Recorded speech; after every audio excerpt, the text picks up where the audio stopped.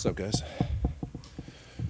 Take us through the final play and rushing two, and I guess Kyle yesterday said that the two inside linebackers, although they were bluffing the blitz, they dropped back. What was the rules there from the pass protection that made you drop them? Not going to get too much into from a schematic standpoint, but it's all based on who draws who in terms of protection.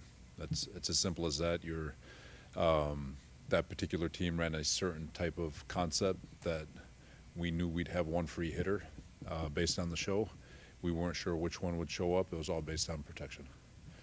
Later in that play, you two obviously covered a ton of ground to get to the QB. Is that a freelance decision on his part, or is that his responsibility on that side of the field? Yeah, he's flash, and if quarterback breaks contain, he's recontain. When you look at week one of this season and that defense and the personnel you have now, can you really fathom all the changes and you're in the position that you're in? Well, it's credit to the locker room. You know, I'm not going to say it's been even Sunday. It hasn't been a smooth rise, if you will. There's been some ups and downs. Like even in the game, it was kind of feast or famine. When we give up explosive plays, we give up touchdowns. When we don't give up explosive plays, we hold them to field goals or less. And that's kind of been our MO as a defense over the last few weeks. But I am pumped for the guys. I mean, they're confident. They're communicating really well. We're seeing things that we haven't seen around here in a while from a conceptual standpoint that offenses are giving us, and I think they're doing a great job making the adjustments they need. There's still things obviously we still got to clean up, but I'm really happy with the direction the guys are going. After the game on Sunday, Yamato Lenore said he wanted to shadow Jackson Smith and Jigba. A couple of years ago, Javarius Ward did that here. What are like the strengths and weaknesses, the positives and negatives of doing something like that from a schematic standpoint? That's a good question. All right, we can go long on this one, but the reality is it's easy for the guy who travels, right? I got that guy. I'm going to travel wherever I want, especially since we're a zone-based defense, right? So if it was man coverage, easy for him. But then it is a little bit more difficult for the other guys. Like, how does everybody else align? Because we're not. Do you go match where everyone just picks a number? What if that number's not on the field? Do you pick a different number? Do you, or is it all right? We're all going to align off of Demo, and what if Demo's in the slot? Does that put the nickel out on number one where he's not used to being? So techniques change within your man principles because now you're in different locations. All right, now put yourself in zone. You're trying to match up where he is, and you're matching up. Now Demo's in the slot. Does that mean Upton's now playing corner, third, which he hasn't done all year? And so there's a lot of new techniques that you're going to ask a guy to do. So it's very expensive, not for the guy traveling, but for the guys not traveling, if that makes sense. Now, can it be done? Of course it can be done. Do we have it in our inventory? Absolutely. Can we? Maybe. So we'll see. I don't think you're wrong. You just said it. Maybe I got to try, but conceptually, you're seeing a lot of different things you haven't seen in a while. Can you be as specific as you can be while being vague? That's what you mean. Well, obviously the deeper developing concepts that when these offensive guys can get creative, it's like you give a guy like Ben Johnson, Kyle Shanahan, Matt LaFleur, Sean McVay, like all the great ones. You give them a week to think of what they can build from a conceptual standpoint, and have enough time try to find a way to protect the quarterback. They can get pretty damn creative. Let's put it that way. That's Kubiak about what Clint might be doing. What he thinks he'll be doing. I think they keep it close to the vest. There's obviously they love one another, but at the same time, I don't think they talk much when it comes to football. When a team's got two running backs like Seattle does, they're not the only one that does this. You just saw it with Chicago too. Is there tendencies to be given by the back that's in? Will Charbonnet run different stuff than Walker, or can you kind of key in on certain plays because the certain backs in? There's definitely different play styles. Walker's, but they're different play styles, but two very effective backs that can execute the entire offense as they see fit.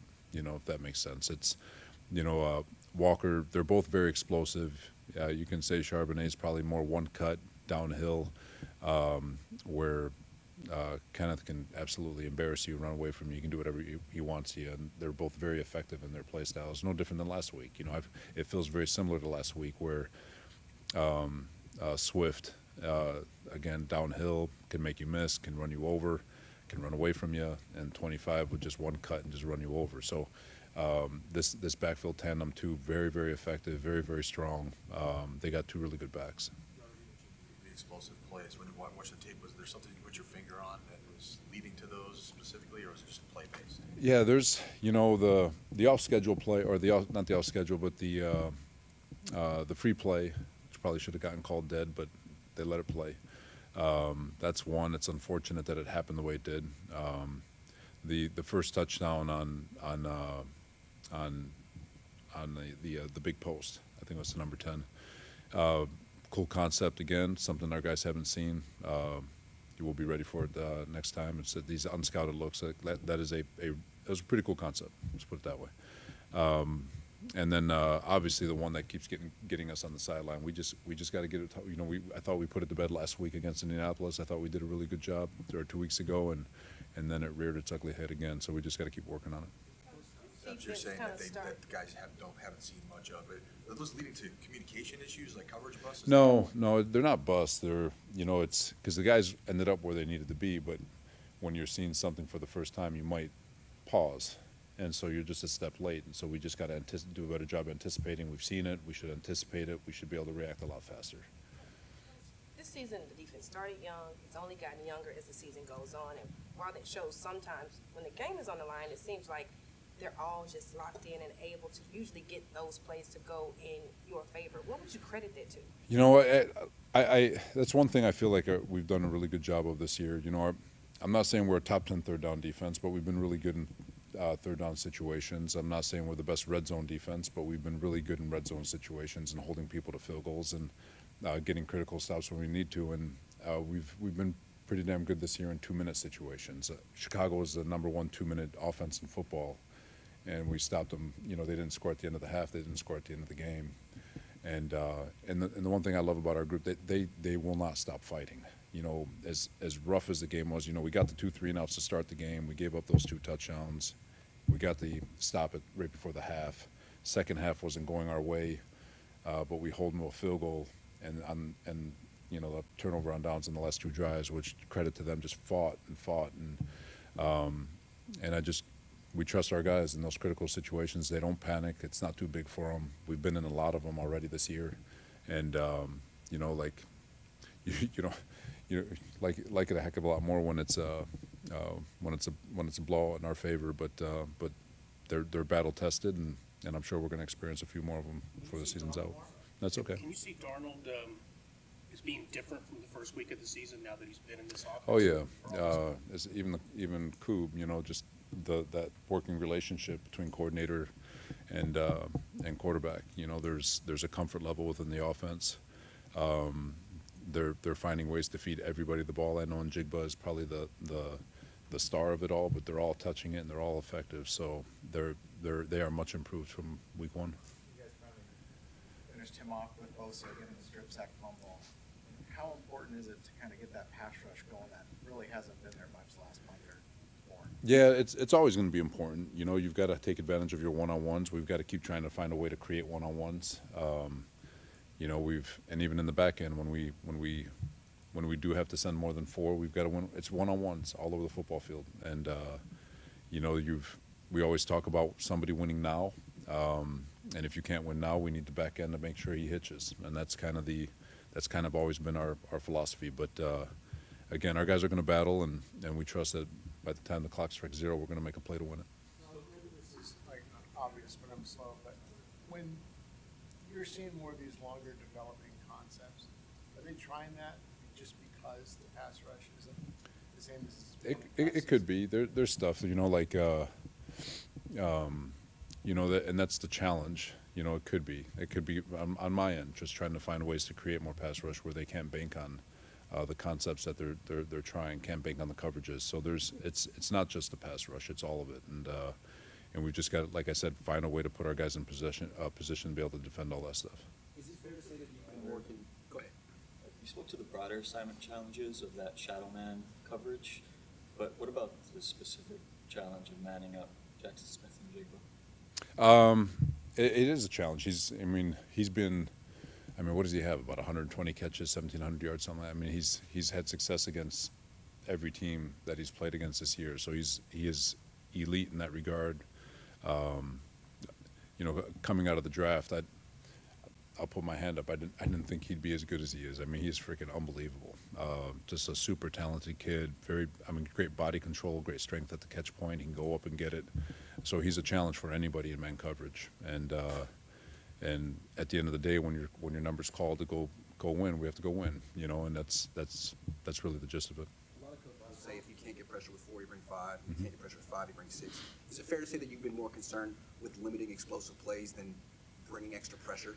Yeah, one thing I feel like we've done a really nice job of leading up, with the exception of last week. I felt like the explosive plays we've allowed had been to a minimum. I'm not sure where I would like to think. I don't know if we're top 10, but I'm pretty sure we've been pretty good in terms of limiting explosive runs, explosive passes, and when we do that, I feel like we can play pretty good defense.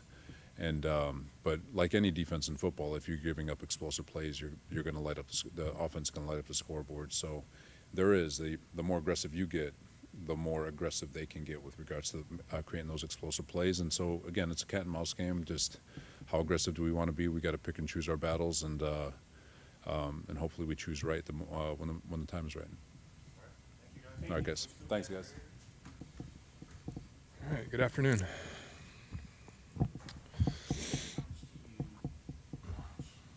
Seattle offense, not this week, obviously, but just the course of the season.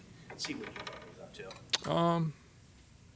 Probably I try to stay up with it almost every week. Miss some weeks. Try to watch his games, and you kind of do that with different people around the league, and just kind of see what they're doing, and see how they're calling games, and if there's things that they're doing that interest you. I've tried to keep up with it throughout the year, and so we can just keep conversation going. Following them from week 1 to where they are now, what's kind of stood out to you about where that offense has gone?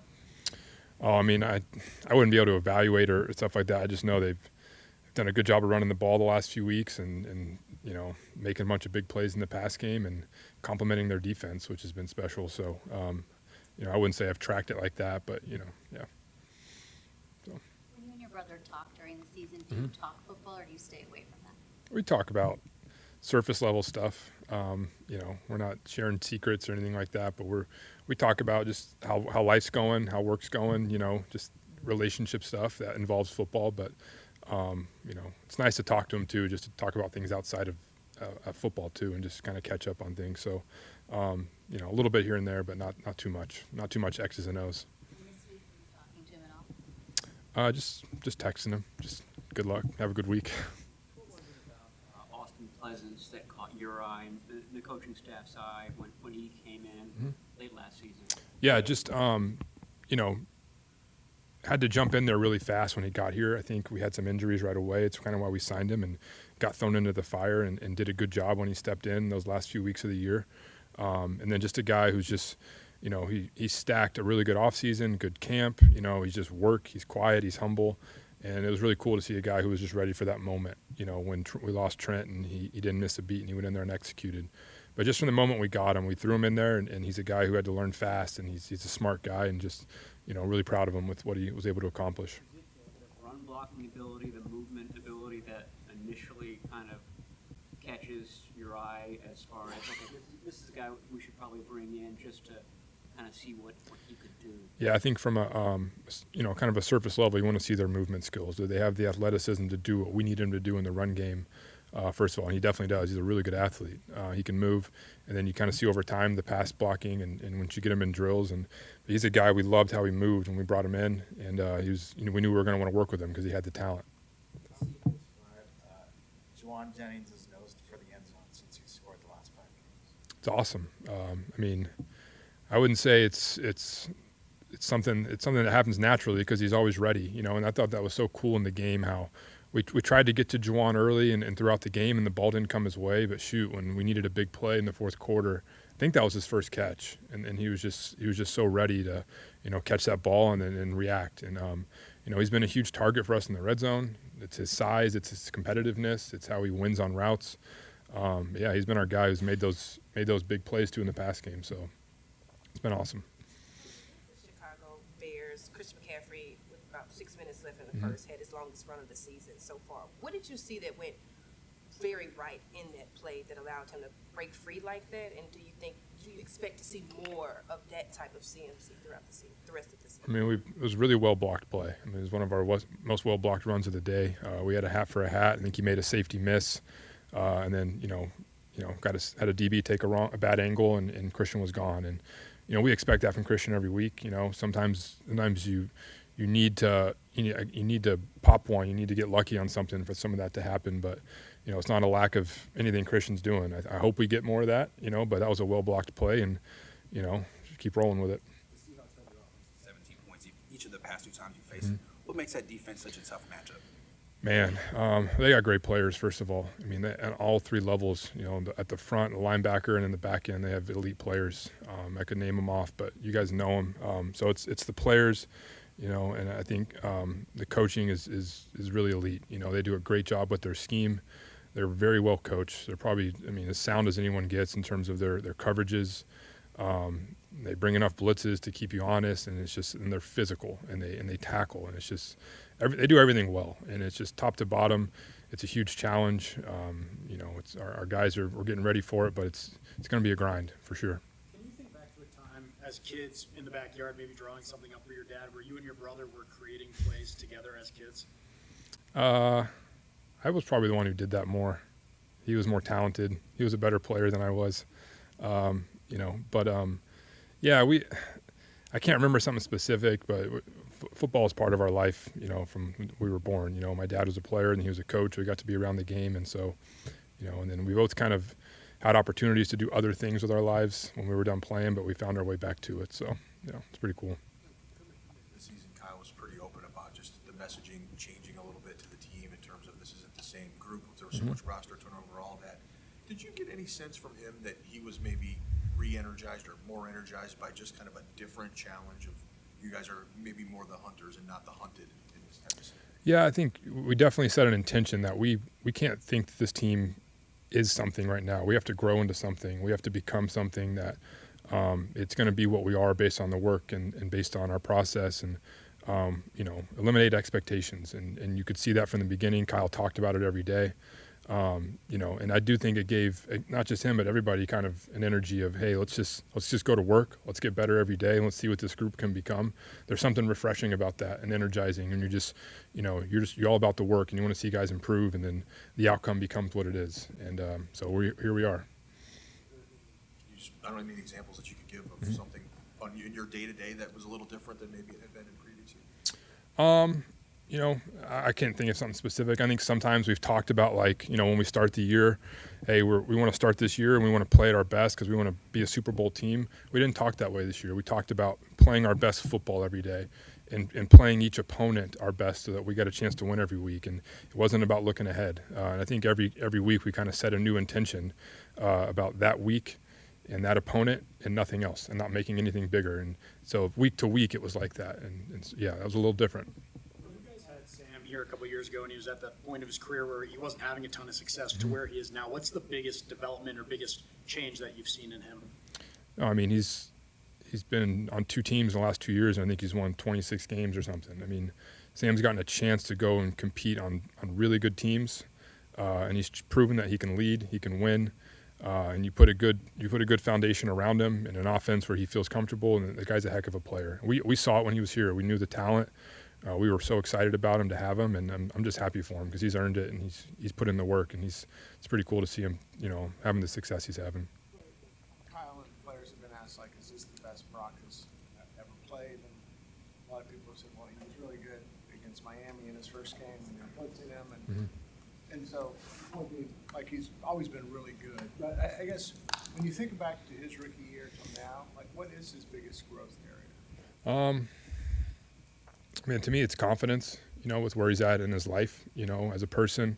His confidence in himself. I think Brock, he'll probably admit this. It probably took him 2 or 3 years to really prove to himself that he belongs, that this is real, and I'm Now I'm the franchise quarterback, and I need to be myself, and I don't need to be anything else. And I think Brock's proving to himself every day that him being himself is a really, really good quarterback. And it's a guy who's going to win a lot of games. And I just see him playing with so much confidence, more than he ever has. Not that he lacked it, but it's just full belief in himself, and it's definitely mastery of the offense and kind of where he's developed in those areas. So yeah, I just see a guy who's playing with a very clear mind. Silly question, but when you see him, the way he celebrates, he's even got a trickier. But is that part of it? You check the tape. His first touchdown ever, he did the discount double check in a preseason game. But no, I think that's fair. You can see him. He's playing. You can tell he's having a lot of fun out there. He's playing very confidently. It probably shows in his celebrations, and he's got a little more swagger right now, and I think that's awesome. Juwan, yes, he's on an absolute tear right now. I think it was after the Tampa game where he had detailed all of his injuries that he was trying to play through. Mm-hmm. How did you see him weather that? I mean, you just got to work through it. I mean, it was tough for Juwan early in the year, really tough. He's battling some tough things, and he played hurt, and he had to miss time, and he missed training camp. And with any player who goes through that, it's going to take time to get back to where you're feeling like yourself as a football player. We know he is now. I think Juwan's playing his best football. That's a huge challenge, to be banged up, to miss time in training camp, and then to be expected to go out there and be a really productive player. And he battled through all that stuff mentally, physically, and we love where he's at. And that's part of what makes Juwan who he is. He's a grinder. He battles. He doesn't let anything get the best of him. And he just keeps competing. So appreciate it, guys. Thank you.